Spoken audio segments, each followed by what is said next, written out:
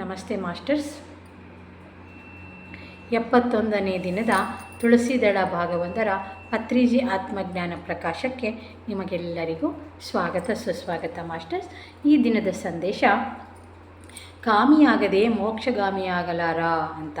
ಒಂದು ವೇಳೆ ಏನಾದರೂ ಅಧರ್ಮಯುಕ್ತವಾದ ಕರ್ಮಗಳೇನಾದರೂ ಮಾಡಬೇಕು ಎಂದು ವಿಪರೀತವಾಗಿ ಅನಿಸಿದರೆ ಮಾಡಿಯೇ ತೀರುತ್ತೇವೆ. ಇದು ರಜೋಗುಣ ಸಂಬಂಧವಾದದ್ದು. ಒಬ್ಬ ವ್ಯಕ್ತಿಗೆ ಇದು ಕೂಡ ಅಗತ್ಯವಾಗಿ ಬೇಕಾಗಬಹುದು. ಇದನ್ನು ಕೂಡ ತೀರಿಸಿಕೊಳ್ಳಲೇಬೇಕು. ಆಗಲೇ ಅಭಿವೃದ್ಧಿ, ಆಗಲೇ ಮುಂದಕ್ಕೆ ಸಾಗುತ್ತೇವೆ. ಅದಕ್ಕೆ ವೇಮನ ಯೋಗಿ ಹೀಗೆ ಹೇಳ್ತಾನೆ, ಕಾಮಿಯಾಗದೆ ಮೋಕ್ಷಗಾಮಿಯಾಗಲಾರ ಎಂದು. ಕೋರಿಕೆಗಳನ್ನು ತೀರಿಸಿಕೊಳ್ಳುವುದರಲ್ಲಿ ಉದ್ಯುಕ್ತನಾದವನೇ ಕಾಮಿ.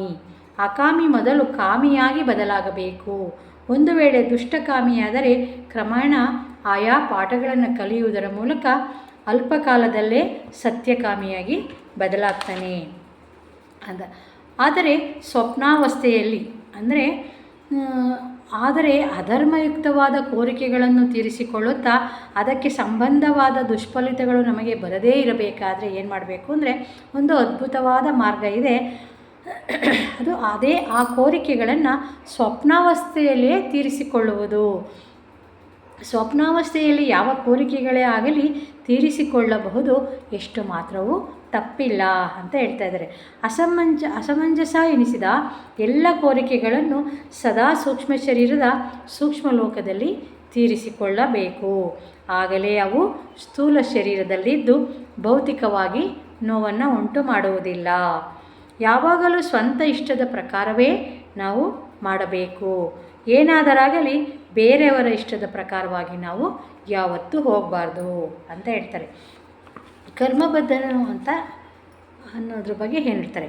ಕರ್ಮಗಳು ಮಾಡಲೇಬೇಕು, ಅಕರ್ಮಿಯಾಗಿ ಎಂದಿಗೂ ಇರಬಾರದು.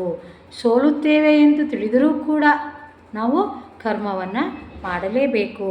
ಪ್ರಾರಂಭದಲ್ಲಿ ಅಪಜಯ ಸಂಭವಿಸಿದರೂ ಅಪಜಯವೂ ಸಹ ಅಂತಿಮ ವಿಜಯ ಪರಂಪರೆಯಲ್ಲಿ ಒಂದು ಮೆಟ್ಟಿಲು ಎಂದು ಗ್ರಹಿಸಬೇಕು. ಕರ್ಮಗಳನ್ನು ಮಾಡಲೇಬೇಕು. ಧರ್ಮಾಧರ್ಮಗಳು ಸರಿಯಾಗಿ ತಿಳಿಯದಿದ್ದರೂ ಸರಿಯೇ ಕರ್ಮಬದ್ಧನಾದವನಿಗೆ ಧರ್ಮಾಧರ್ಮ ಜ್ಞಾನವು ಕ್ರಮೇಣ ತಪ್ಪದೇ ಬರುತ್ತದೆ. ಪ್ರತಿಯೊಬ್ಬನೂ ಕರ್ಮಗಳನ್ನು ಮಾಡುತ್ತಲೇ ಇರಬೇಕು. ಮಾ ತೇ ಸಂಗೋಸ್ವ ಕರ್ಮಣೆ ಎಂದಲ್ಲವೇ ಗೀತಾಕಾರನು ಹೇಳಿದ್ದು. ಸೋಮಾರಿಯಾಗಿ, ತಮೋಗುಣಿಯಾಗಿ, ಅಕರ್ಮಿಯಾಗಿ ಮಾತ್ರ ಯಾರೂ ಯಾವಾಗಲೂ ಇರಬಾರದು.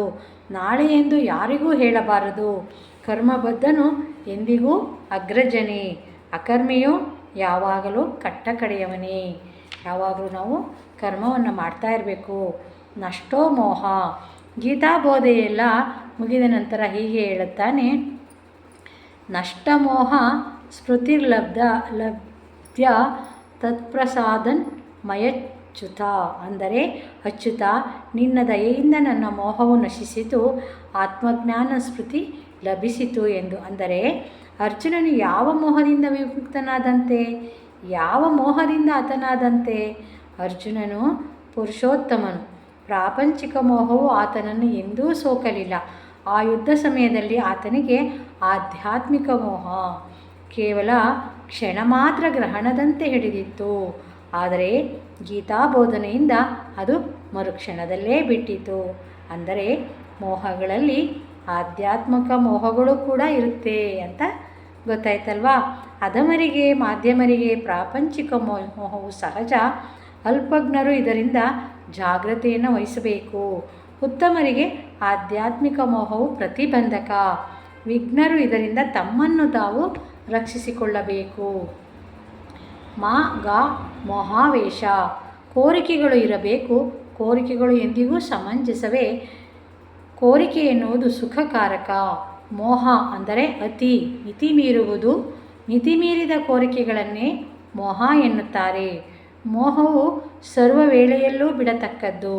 ಭಜಗೋವಿಂದಂನಲ್ಲಿ ಆದಿಶಂಕರಾಚಾರ್ಯರು ಹೇಳಿದ್ದಾರೆ, ಮೋಹಾವೇಶ ಎಂದು. ಅಂದರೆ ಮೋಹ ಆವೇಶ ಎನ್ನುವುದು ಎಂದಿಗೂ ಇರಬಾರದು ತಂದೆ ಎಂದು.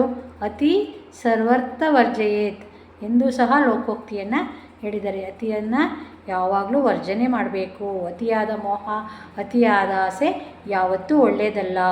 ಅತಿ ಎನ್ನುವುದು ಯಾವ ವಿಷಯದಲ್ಲಿ ಇದ್ದರೂ ಅದು ಅಪಾಯಕರವೇ.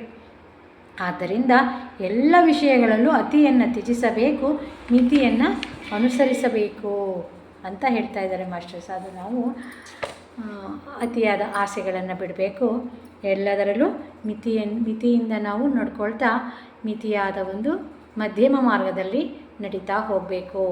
ಯಾವುದು ಅತಿನೂ ಆಗಬಾರ್ದು, ಯಾವುದು ಕಡಿಮೆನೂ ಆಗಬಾರ್ದು ಅಂತ ಪದೇ ಪದೇ ಒತ್ತಿ ಹೇಳ್ತಾ ಇದ್ದಾರೆ ಮಾಸ್ಟರ್ಸ್.